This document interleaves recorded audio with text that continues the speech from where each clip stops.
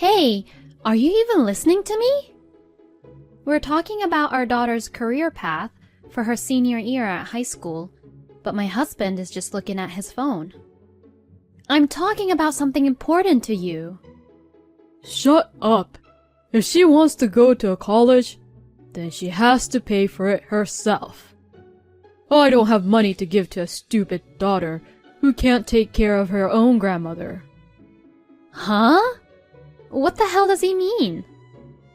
I looked at my husband's phone and saw something outrageous on the screen. My husband, Dave, and I have been married for 18 years. Our only daughter, Anna, is a sophomore in high school. I ate very well. Good, but make sure to clean up after your plates. Okay. Hey, aren't the exams coming up soon? Yeah, that's why I'm studying now. You should also start thinking about what path you want to take in the future. I know. It was that time of year I get concerned about Anna's future career path, but I'm relieved that she's growing up well. Like this, the three of us were getting along well and living a peaceful life together. But there's one thing that worries me a little. And that's my mother-in-law, Judy. My mother passed away soon after I got married. At the funeral, Judy said and did something inappropriate. Mom. You're my son's wife now, so don't cry over something like this. Huh? The reason she died so early was because her bad behaviors on daily basis, right? She'd say very insensitive stuff at me, who was crying at the time, and she also made fun of my mother. What are you talking about? That's inappropriate. If you're going to talk like that, then get out. What? My husband, Dave, was furious with Judy, while I was too stunned to speak back. Since then, I haven't had any contact with Dave's side of the family and haven't seen my parents-in-law. Judy's attitude was horrible, but I feel like my anger faded over time.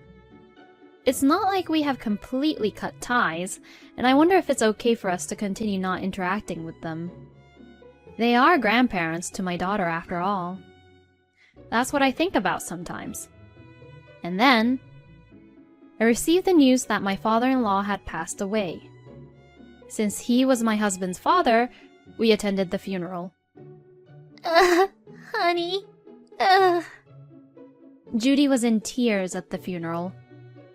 Judy, whom I hadn't seen in a long time, looked weaker and smaller. I guess she's grieving from the bottom of her heart over the loss of her loved one. Few days later, Dave was staying at the parents-in-law's house for the funeral and inheritance procedures. When he returned home after his short stay at his parents' house, he proposed to move in with Judy to me.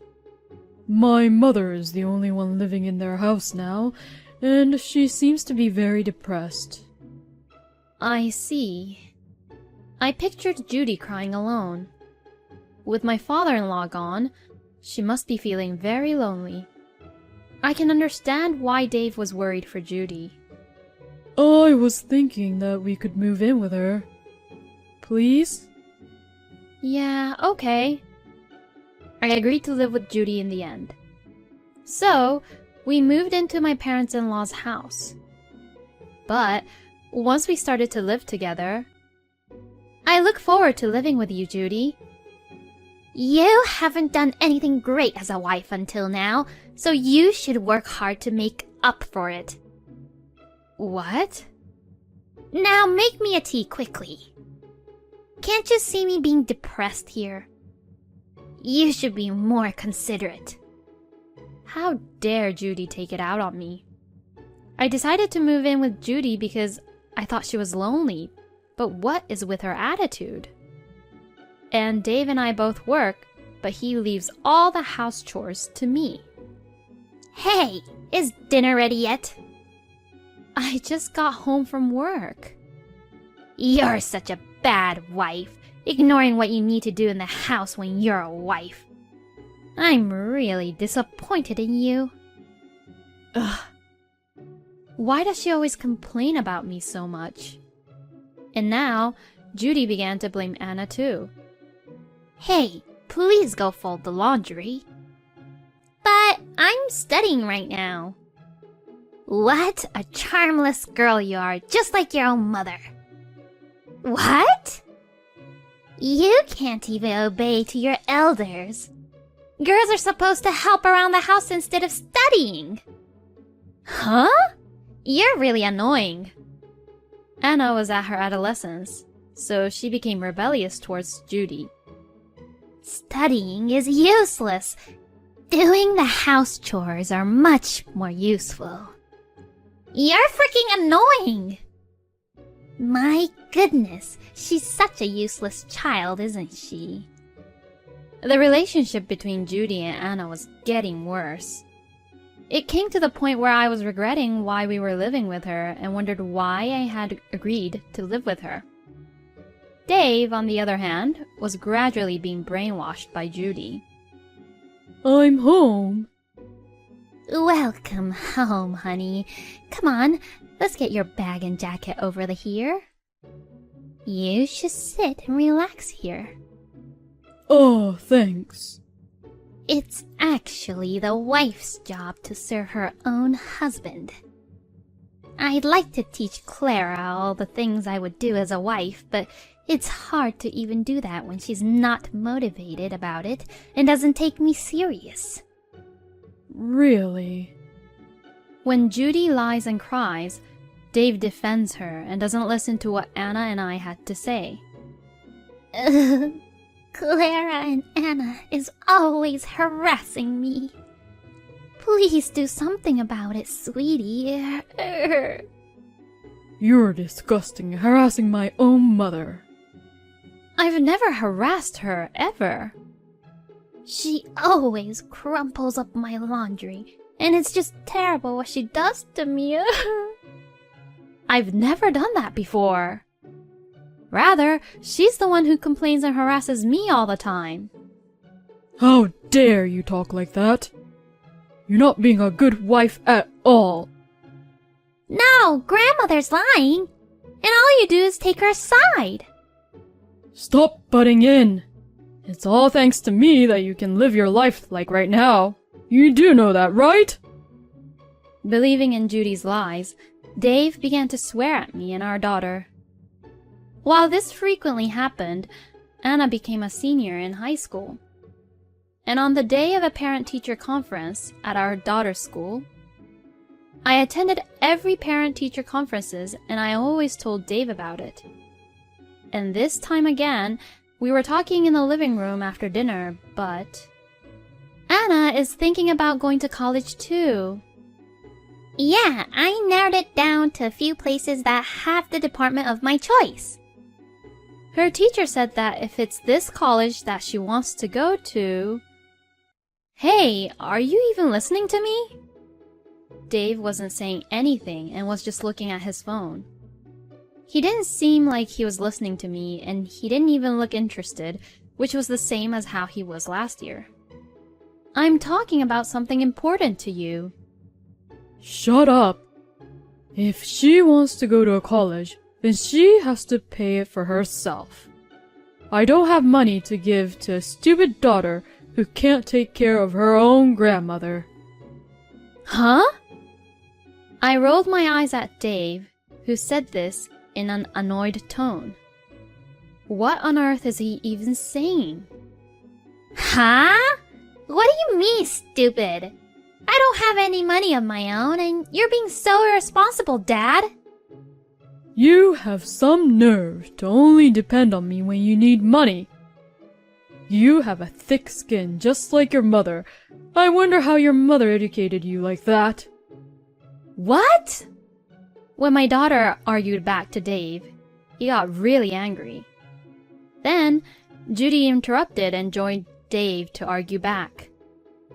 If the mother is not good enough, then the daughter will not be good enough either. A daughter who doesn't know her place and gets cocky doesn't deserve to have anything paid for her. That's right. Why should I pay money for a selfish, stupid daughter? How dare he says that Anna was selfish. We have been saving for our daughter's college fee, and it's not like we didn't have any money. I couldn't take it anymore that Dave and Judy would say something like that just because they didn't like us.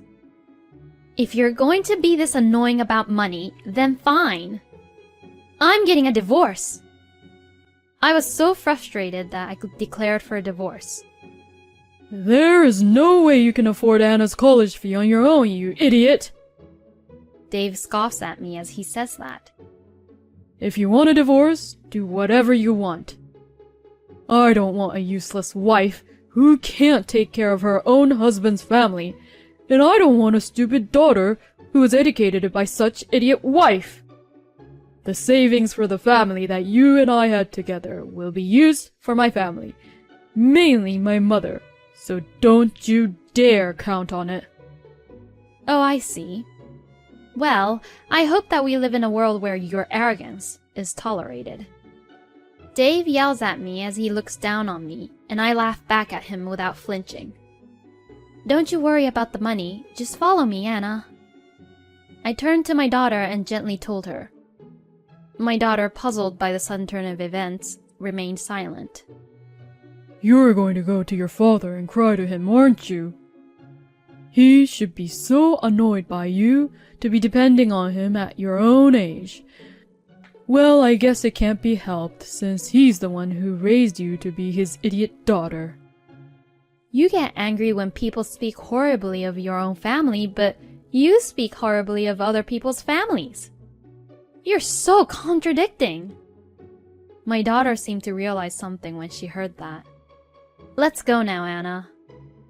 Yeah, I'll follow you, Mom. So Anna and I left my parents-in-law's house.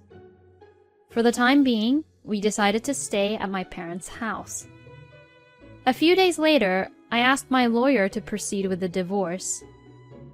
I sent a letter of content certified notice to Dave. A few days later, my husband came over to my parents' house. What are you doing here? I'm sorry. I sincerely apologize. I don't want a divorce. Please come home. When I answered the door, he apologized instantly. My husband hangs on to me with a stupid look on his face. Actually, I had noticed that the savings we had made together as a couple were decreasing. When I requested for a background check to the credit card agency, I found out that Dave was spending money to a hostess in a club. He was secretly preparing for divorce.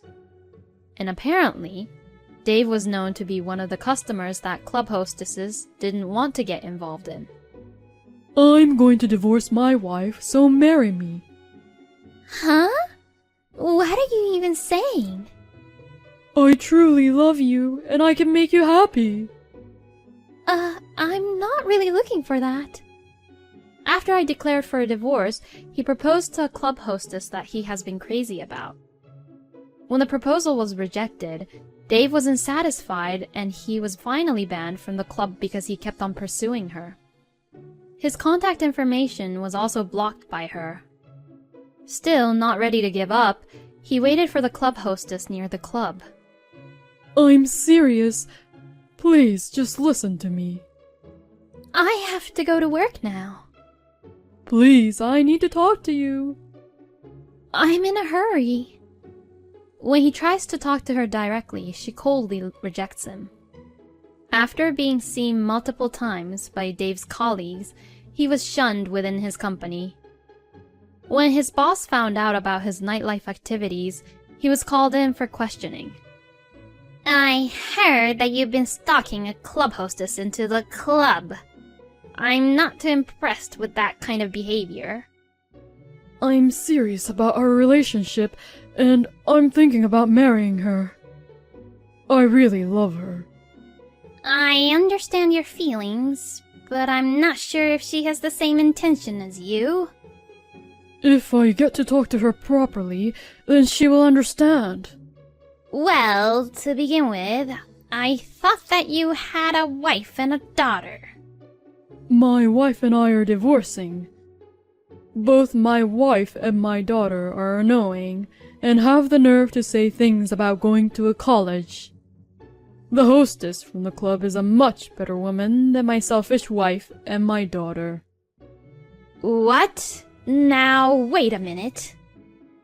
Dave explained to his boss about the details of the events leading up to the divorce and was astonished at Dave's shallow arguments. What the hell are you thinking? As a husband, you ought to consider your own wife's position. No, but my mother... Did you even listen to your wife properly? You only listen to what your mother has to say, but if you're the husband, you should listen to what the wife has to say too. Besides, you don't take your daughter's college talk seriously, but you're into another woman. How dare you think that what you're doing is good enough as a father?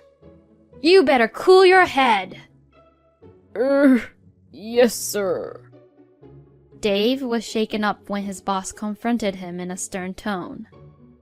Then, Dave was demoted and given a pay cut by his boss.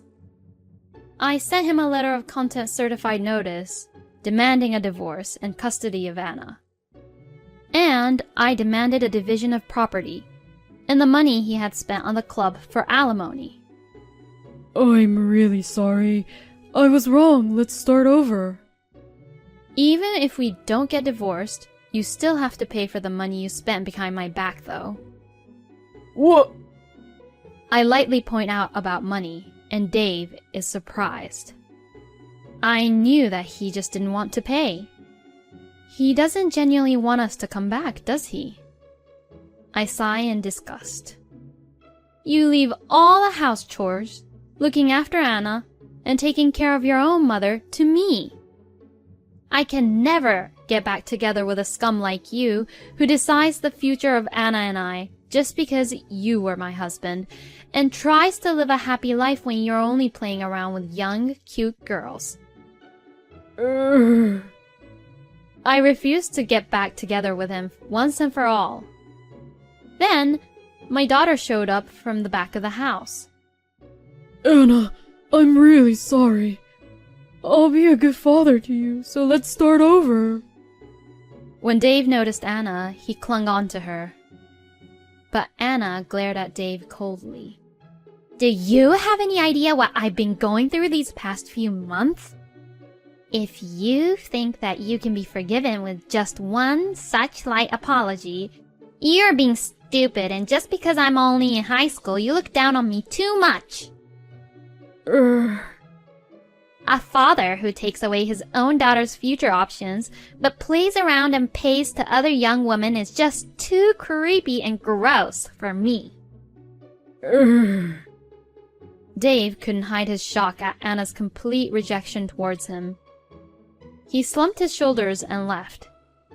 Then soon after, my husband was completely depressed. I can't stand middle-aged men who can't tell the difference between reality and fun. He was also rejected from the hostess at the club. Eventually, Dave gave up, trying to get back with me, and finally proceeded to pay the fees I had claimed him.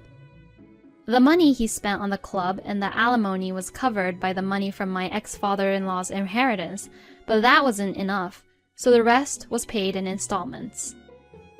The monthly alimony and child support payments are difficult for Dave, who had a pay cut at work. After the divorce, Judy visited me once at my parents' house. You have made my life difficult. I forgive you, so you should forgive my son too and come back home. Judy blamed me at the front door and screamed at me. I'm so fed up with my selfish mother-in-law, who is always looking down on me. I called Dave, and he rushed over to pick Judy up. Mom, what are you doing? I'm telling your stubborn wife to get her act together. I'm not his wife anymore. I have a record of what you've been saying to me when we lived together, so I can file a claim for alimony if that's what you want. Are you even listening to what you're saying to me? Huh? How dare you talk to me like that?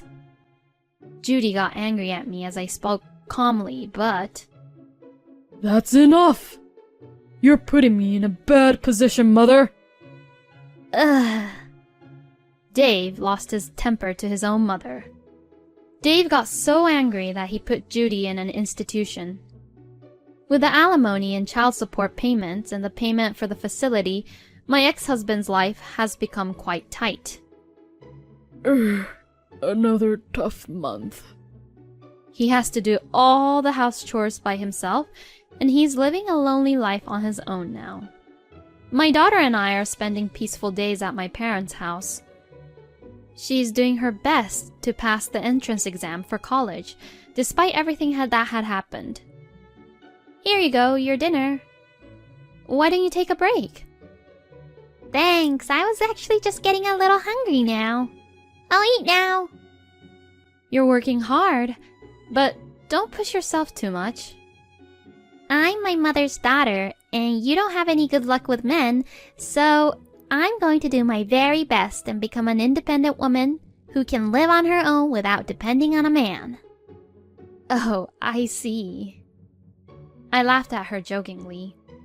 But if my daughter is working hard to follow the path she has chosen, I'll do my best to support her.